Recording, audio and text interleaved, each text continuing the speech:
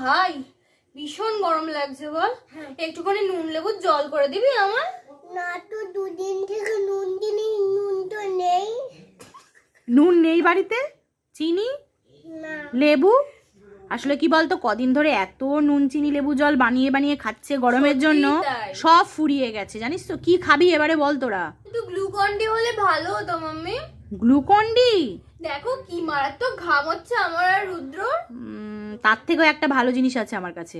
কি দাও দাও?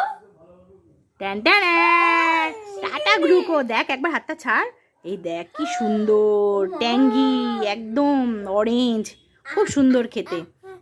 একটা দিদিভাইকে দিয়ে খা, ভাগ করে খা দুজনে, একা খেতে নি, ভাগ করে খাও।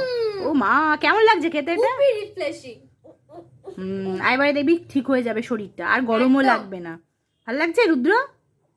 এবার এটা রোজ খাবে, হ্যাঁ?